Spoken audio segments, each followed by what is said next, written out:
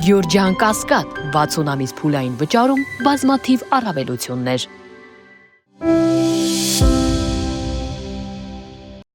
Եկող տարվա սկզբից սկսած մենք որոշ խորհրդանշական քայլեր կձեռնարկենք։ Հայ-թուրքական հարաբերությունների կարգավորման ընթառաջ քայլ անելու այս հայտարարությունը Թուրքիայի նախագահը անցած տարեվերջին արեց, այդպես էլ չբացելով փակագծերը, թե ինչ է ասել խորհրդանշական քայլ։ Հիմա սակայն թուրքական կառավարությունից նաև պնդում են, նույնիսկ կարելի է ասել խաղաքարտեր բացում, թե Երևանի հետ հարցերը կարող են պարզել միայն եթե Բաքուն դեմ չլինի։ Ըստ ադրբեջանական ապագործակալության այս մասին ուղիղ տեքստով ասել է Թուրքիայի տրանսպորտի եւ ենթակառուցվածքների ոլորտի գլխավոր պատասխանատուն։ Ադրբեջանն ու Հայաստանը պետք է նախնստեն բանակցությունների սեղանի շուրջ եւ համաձայնության գան։ Դրանից հետո Թուրքիան բարիդրացիական հարաբերությունների շրջանակներում կկարողանա ավելի ակտիվ քայլեր անել Հայաստանի նկատմամբ։ Նույնն է նաեւ մեր նախագահի դիրքորոշումը։ Հիմա սկզբից ո՞րն է թուրքական սիմվոլիկան, որ նախագահ Էրդողանը խոստանում էր այս տարեսկզբից գործի դնել։ Մասնագետների պնդմամբ առավելագույն հավանականության սլաքներն այստեղ թեքվում են դեպի Մարգարա Ալիջան հայ-թուրքական սահմանի պինդ զոնդված այս դարպասները բացելու, բայց ոչ թե հենց երկու պետությունների, այսինքն Հայաստանի ու Թուրքիայի քաղաքացիների, այլ միայն երրորդ երկրների եւ դիվանագիտական անձնագիր կրողների համար։ Մի բան, ինչի շուրջ վաղուց էին պայմանավորվել հարաբերությունները կարգավորող բանագնացներ Ռուբինյանն ու Քլեչը, եւ չնայած Երևանի պատրաստակամությանը գործընթացը փակուղի գնաց հենց Անկարայի ուղղորդմամբ։ Դա պայմանավորվել էին 2022 թվականին դեռ, բայց ինչպես տեսնում ենք, ձգվեց եւ Թուրքիան անգամ այդ փոքր քայլը, որը մեծ հաշվով հայ-թուրքական սահմանի բացում չի նշանակում, իր ձեռքում ոնց որ շարունակում էր օգտագործել որպես ինչ-որ մի լծակ, միջոց, եւ այս պահին դա որպես խորհրդանշական քայլ կներկայացվի նրանց կողմից։ Միջազգայնագետն էլ Թուրքիայի տրանսպորտի եւ ենթակառուցվածքների նախարարի հայտարարությունը հաշվի առնելուց զատ ունի նաեւ տպավորություն, թե Անկարան իր խորհրդանշական քայլն անելու հարցում առայժմ ոտքը կախ է գցում, դարձյալ Երևանից ակնկալիք ունենալով։ Իրենք էլ մեր խորհրդանշական քայլին են սպասում, ասում է Դավիթ Կարապետյանը։ Թուրքական կողմը եւս սպասում է, որ սահմանադրության մեջ կփոխվի հռչակագրի մասը եւ պետական նշանների, զինանշանի վրայից, գերբի վրայից այդ Արարատի դուրս բերման մասով նաեւ նրանք ավելի քան հակված են կարծելու, որ սպասում են, որ հայկական կողմը դրանք կանի եւ դրա դիմաց նոր թուրքական կողմը այսպես կոչված չագերտավոր սիմվոլիկ քայլերի կգնա։ Ստացվում է թուրք-ադրբեջանական դուետին ոչ միայն միավորում են տարածաշրջանային, այդ թվում Հայաստանի հետ կապված ընդհանուր ծրագրերը, այլև միևնույն պահանջները, որ ունեն Երևանից։ Հավելում է մասնագետն ընդգծելով, նրանք իրարից երբևէ չեն բաժանվել, չեն բաժանվելու։ Իրենց գերնպատակը հիմնականում ոչ թե օրինակ Գյումրի Կարս երկաթուղու բացելն է, սահմանի բացելն է Շիրակի մարզի հատվածում կամ առավել եւս Մարգարայի հատվածում, այլ իրենց գերնպատակ հենց հիմա ամբողջ ենթակառուցվածքները, տրանսպորտային շինարարությունը գնում է դեպի հարավային հատված, այսինքն Նախիջևանով կապը հաստատել Ադրբեջանի հետ։ Հետևաբար նրանց գերնպատակը ոչ թե հայ-թուրքական սահմանի բացումն է, այլ Ադրբեջանի հետ Հայաստանի տարածքով կապ ստեղծելն է։ Տարածաշրջանում քաղաքական անվտանգային եւ տնտեսական հարցերը միաժամանակ են օրակարգ դուրս եկել, եւ դրանց փոխկապակցված զարգացումը փաստացի ստեղծել է մի իրավիճակ, որտեղ հայտարարություններն ու գործնական քայլերը պարտադիր չէ, որ նույնը լինեն։ Այստեղ որ մասնագետների գնահատմամբ ձևավորվում է ընթացիկ անորոշությունը, խաղաղությունը գալու է թե ոչ։ Կառավարության նիստն ամփոփվեց վարչապետ Նիկոլ Փաշինյանի լրագրողների հետ հարց ու պատասխանով։ Առաջին հարցը վերաբերում էր պաշտոնյաներին տրամադրվող պարգևավճարներին։ Վարչապետի խոսքով պարգևավճարների տրամադրման հիմնական նպատակներից մեկը կոռուպցիոն ռիսկերի նվազեցումն է։ Մյուսը պետական համակարգը աշխատաշուկայում ավելի մրցունակ դարձնել է։ Հայաստանի ներդրումային միջավայրը էականորեն փոխվում է։ Շատ էականորեն է փոխվում եւ Հայաստանի Հանրապետություն հոսելու են մեծ ներդրումներ եւ մեծ մրցակցություն է առաջանալու Հայաստանի Հանրապետությունում իրականացնելու ներդրումային ծրագրեր եւ այս առումով մեր գնահատականն այն է, որ կոռուպցիոն ռիսկերը էականորեն կարող են մեծանալ եւ մենք այդ թվում պետական պաշտոնյաներին եւ պետական համակարգը պետք է կարողանանք պաշտպանել կոռուպցիոն ռիսկերից։ Փաշինյանի ընդգծմամբ պետական պաշտոնյաների վարձատրության զգալի մասը պետք է ուղղվի մասնագիտական գիտելիքների կատարելագործմանը եւ հմտությունների զարգացմանը։ Դա կառավարության ռազմավարական ծրագրի կարևոր բաղադրիչներից է, Ցկյանը կրթության համատեքստում։ Վարչապետի աշխատավարձը պետական որոշման շրջանակում ավելացել է շուրջ 1.5 միլիոն դրամով։ Անդրադառնալով թրիփ նախագծին Փաշինյանը նշեց, որ ծրագրի նախապատրաստական փուլի համար ԱՄՆ-ն արդեն հատկացրել է ավելի քան $140 միլիոն։ Մնացած ներդրումների չափը ըստ նրա պարզ կդառնա տեխնիկատնտեսական հաշվարկների ավարտից հետո։ Հիմա կարծում եմ, որ այնպես վիճակ է ստեղծվել, որ ոչ թե մենք ենք գումարներ փնտրում, ոչ թե Հայաստանի Հանրապետությունն է գումարներ փնտրում, այլ գումարներն են Հայաստանի Հանրապետությանը փնտրում։ Եվ սա ամենամեծ տնտեսական նորությունն է։ Փաշինյանը խոսեց նաև հայաստանյաց առաքելական Սուրբ եկեղեցու բարենորոգման խորհրդի գործունեության մասին, ներկայացնելով, թե ովքեր կարող են ընդգրկվել խորհրդի կազմում։ Խորհրդի անդամ կարող են դառնալ այն մարդիկ, ում վերաբերյալ կլինի միաձայնություն խորհրդում։ Սա առաջինը։ Երկրորդը, ինչպես բոլոր այլ կազմակերպություններում, եթե անհրաժեշտություն է լինում, կլինի հրավեր, եւ եթե կլինեն դիմումներ, կլինի կամ մերժում կամ բավարար։ Անդրադառնալով 4 գերիների վերադարձին եւ Սիրիայի Արաբական Հանրապետության Հայաստանում ցմահ ազատազրկման դատապարտված 2 քաղաքացիների արտահանձնմանը վարչապետը նշեց. Այդ երկու իրադարձությունները իրար հետ կապ չունեն։ Մենք ուզում ենք եւ աշխատում ենք նաեւ Սիրիայի Արաբական Հանրապետության հետ մեր հարաբերությունների հետագա զարգացման ուղղությամբ եւ այդ թվում մենք հույս ունենք, որ այդ որոշումը, որը բարեկամական որոշում է Սիրիայի նկատմամբ, այդ թվում Սիրիայի հայ համայնքի շուրջ մթնոլորտը ավելի նպաստավոր կդարձնի։ Փաշինյանը խոսեց նաև Իրանում տեղի ունեցող իրադարձությունների, Իրանում Հայաստանի Հանրապետության վերաբերյալ ձևավորված կարծիքի մասին։ Իրանի Իսլամական Հանրապետությունից հնչող հայտարարությունների նկատմամբ մենք շատ ուշադիր ենք եւ ամեն ինչ արել ենք եւ կշարունակենք անել Իրանի Իսլամական Հանրապետության մեզ համար բարեկամական եւ եղբայրական երկրի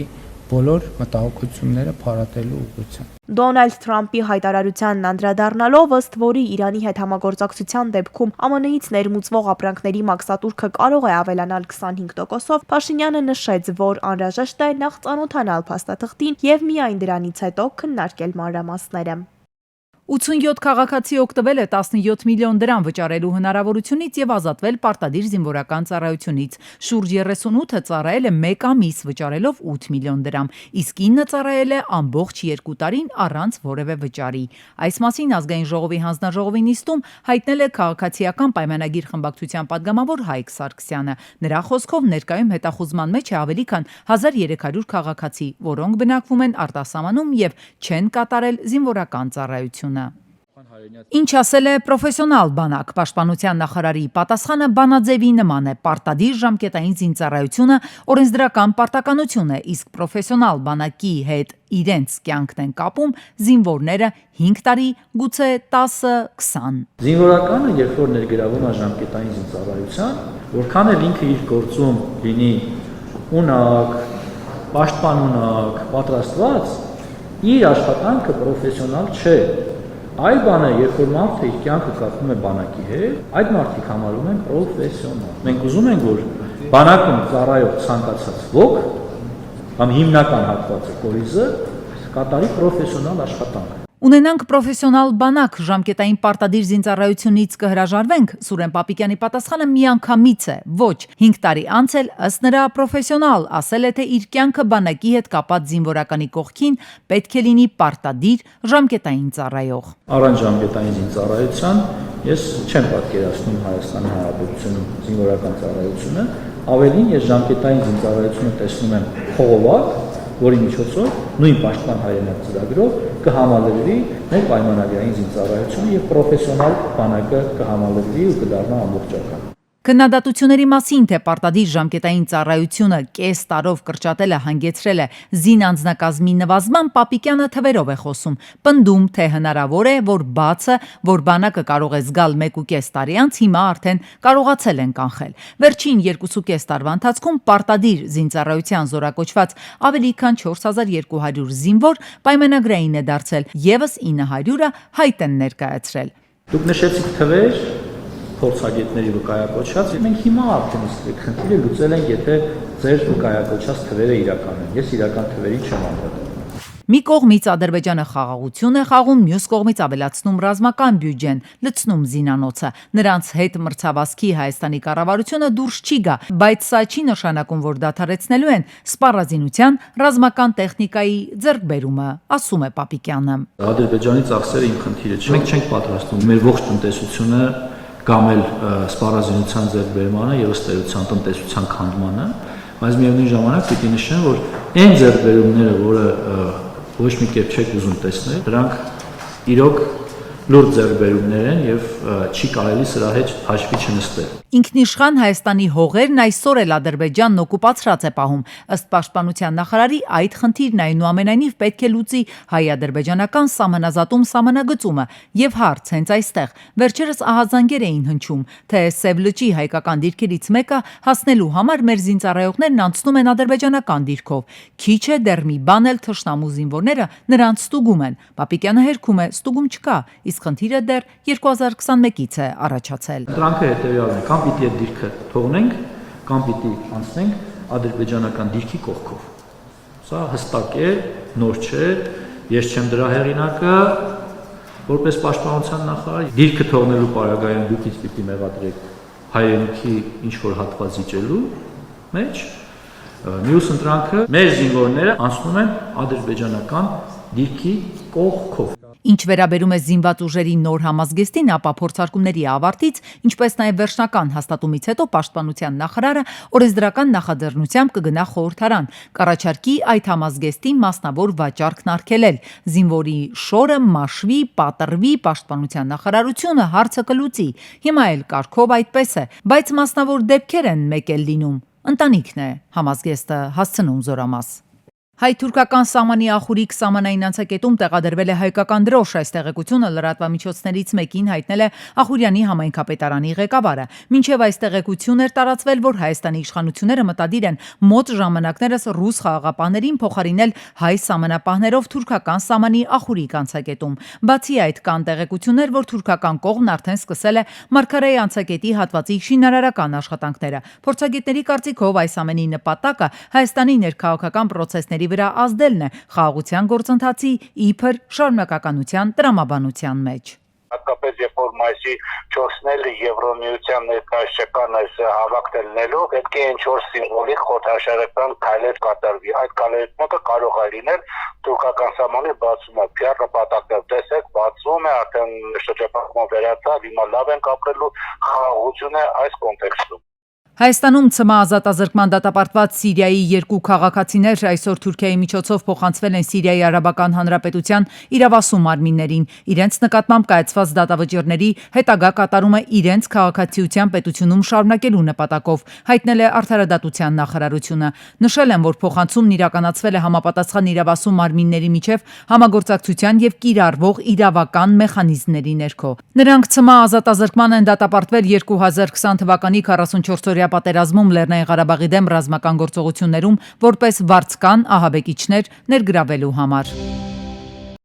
2025 թվականի դեկտեմբերին 2024 թվականի դեկտեմբերի համեմատ հանրապետությունում արձանագրվել է սննդամթերքի եւ ոչ ալկոհոլային խմիչքի 4.3 գնաճ։ 4.3-ը թերևս մեծ թիվ չէ, բայց մարդկանց մեծամասնության մոտ այն կառաջացնի որոշակի անհամաձայնություն։ Կարծես ամենօրյա առևտուրը գնաճի լրիվ այլ թվեր է պահում ուղեղում։ Այդ թվերը կարելի է համեմատել առանձին շուկաներում 2025-ի ընթացքում արձանագրված գների հետ։ Ըստ այդմ թռչնամսի գինը աճել է 4.3%, տավարինը 11.7%, խոզինը 12.7%, գառանը 14.1%, իշխանի գինը աճել է 18.3%, արձանագրվել է կարագի 7.2% գնաճ, արևածաղկի յուղի գինը աճել է 8.2%, մակարոնեղենը 7.9%, հնդկացորենինը 9.4%, բոլորինը 10.4%, պանրի գինն աճել է 4.6%-ով։ 2020-ի վերջում մեր մոտ դրամը արժեզրկվեց, ճիշտ է, հետո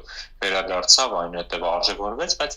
այս բոլոր process-ները նպաստեցին նրան, որ մենք գնաճի ուժեղ ալիք ունեցանք 21 թվականից սկսած ու 21-ից մինչև 23 մոտավոր մենք տակային 20%-ից ավել գնաճ ունեցանք։ Ըստ վիճակագրական տվյալների 2025-ի հունվար-դեկտեմբերին 24-ի հունվար-դեկտեմբերի համեմատ բանջարեղենի ապրանքախմբում գրանցվել է 7.5% գնանկում։ Այստեղ միջին վիճակագրական քաղաքացին նորից կհիշի իր անձնական փորձն ու կփորձի հասկանալ, թե ինչու է այն հակասում վիճակագրական ծառայության հրապարակած տվյալներին։ Իրականում սննդամթերքի շուկայում վերջին տարիներին անընդմեջ գնաճ է գրանցվում։ Տարբեր սոցիալական խմբերի, տարբեր այսպես աշխարհագրական տեղամասերի, տարբեր տարիքի,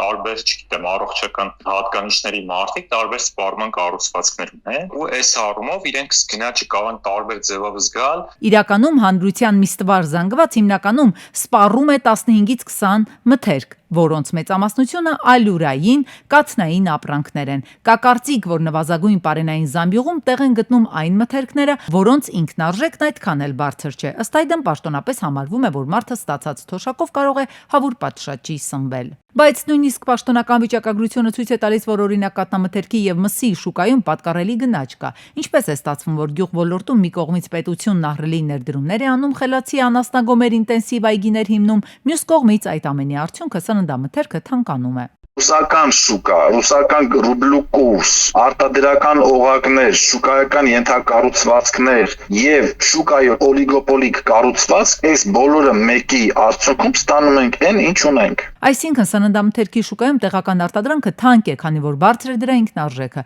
Դա ակնհայտ է դառնում կաթնամթերքի արտադրության ոլորտում։ Կաթ արտադրող առաջնային միավորը վաճառումը 120-150, մաքսիմում 200 դրամով։ Այստեղից գալիս անասնագլխականակի կրճատում, որովհետև ձեռնտու չի, իսկ անասնագլխականակի կրճատումը բերում է իր հետևից արդեն այնտեղ մնացած հարցերը։ Այսպես շղթայաբար տապալվելով գնում արժեշղթայի բոլոր օղակները։ Ինչով է գնաճի հարցը էական։ Սննդամթերքի շուկայում 4.3% գնաճը հաշվի առնելով է, օրինակ կառավարությունը որոշում, որ թոշակառուն կարող է գոյատևել այսքան գումարով եւ էական հավելումների կարիք չունի։